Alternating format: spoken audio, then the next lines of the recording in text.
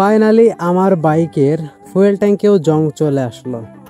Hello guys, আসসালামু আলাইকুম। আশা করছি আপনারা সকলে অনেক ভালো আছেন। গাইস, আজকে সুজুকি জিক্সার ইমোশন নিয়ে কিছু কথা বলবো। তার কারণ গাইস, আমার বাইকের ফুয়েল ট্যাঙ্কের ভিতরেও জং দেখা দিয়েছে, আর সেটা খুবই বাজেভাবে। তো কেন এই জংটা দেখা দিল, কোথা থেকে জংটা দেখা দিল, সেটাও আমি আপনাদেরকে বলবো গাইস। কিন্তু তার আগে গাইস, আপনাদের সম্পূর্ণ ভিডিওটা দেখতে হবে। গাইস, এত শখ করে আমি এই বাইকটা কিনলাম, এত পছন্দের একটা বাইক। এই বাইকটা হচ্ছে আমার ইমোশন, শুধু আমার না, সুজুকি জিক্সার মনোটন এই বাইকটার লুকস অ্যান্ড ডিজাইনের জন্য অনেক অনেক ছেলেদেরই এটা ইমোশন। গাইস, সর্বপ্রথমেই আমি আপনাদের কিছু কথা বলে নেই। হিরো এক্সট্রিম যে বাইকটা আছে না, 1,70,71,000 টাকা বাজেটের মধ্যে, তো ওই বাইকটাও কিন্তু এটার থেকে অনেক ভালো।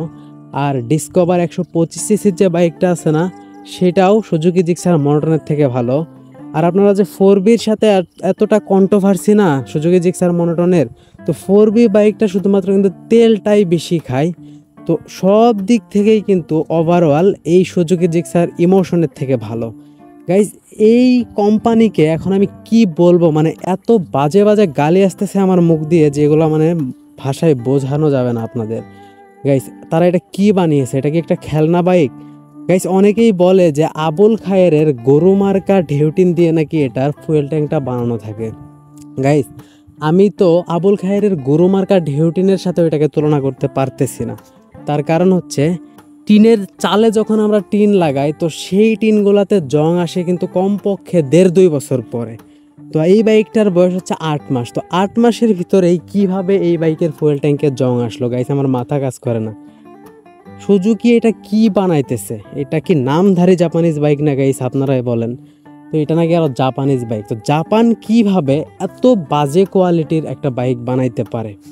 ফুয়েল ট্যাঙ্ক গাইস, আপনারা বুঝতে পারতেছেন? অনেকেই বলে এই বাইকের কার্বোরেটরের সমস্যা হয়। কার্বোরেটরের সমস্যা হয় ঠিক আছে, কিন্তু সেটা হয় এই ফুয়েল ট্যাঙ্কের কারণে। ফুয়েল ট্যাঙ্কে যখন জং চলে আসে, তো এই জংওয়ালা তেল যখন আপনার কার্বোরেটরের মধ্যে যায়, তখন কিন্তু আস্তে আস্তে এই বাইকের কার্বোরেটরের সমস্যা হয়ে যায়। তাছাড়াও অনেক অনেক প্রবলেম আছে, যেমন এই বাইকের কালারের কোয়ালিটি একদম বাজে। গ্লসি কালার যেগুলো আছে না, তো এইগুলোতে কিন্তু প্রচুর পরিমাণে স্ক্র্যাচ পড়ে। হাত দিয়ে পর্যন্ত একটু ঘষা মাজা করলে স্ক্র্যাচ পড়ে যায়। তো যাই হোক, এই বাইকটা emotion, Suzuki Gixxer emotion, monotone না। মনোটন নাম আজ থেকে মুছে ফেলুন আপনারা। তো 2025 সালে যারা বাইক কিনতে চাইতেছেন এই বাইকটা, তাদের জন্য সুখবর আছে। 2025 সালের যে মডেলগুলা, যে একটা ফ্রেন্ড বাইক কিনছে হচ্ছে 3 মাস আগে, 2025-এর মডেল। তো ওই 3 মাসের ভিতরে ওর ফুয়েল ট্যাঙ্কের অবস্থা আরও বেশি খারাপ, আমার থেকে বেশি খারাপ। তো ওল্ড মডেলের যেগুলো ছিল সেইগুলো কিন্তু গাইজ ভালোই ছিল, সেইগুলোতে এই জংয়ের প্রবলেমটা ছিল না। কিন্তু 2024-এর মডেল, আর বিশেষ করে 2025-এর নতুন কিছু কালারের কালেকশন তারা ঢোকাইছে। তো এইটা মনে করে আপনারা আবার মনে করেন না গাইজ যে সব কিছুই একদম ভালো করে ফেলছে। গাইজ, সব কিছু কিন্তু আগের মতোই আছে, ট্যাঙ্কের কোয়ালিটি আরও বেশি খারাপ হয়েছে।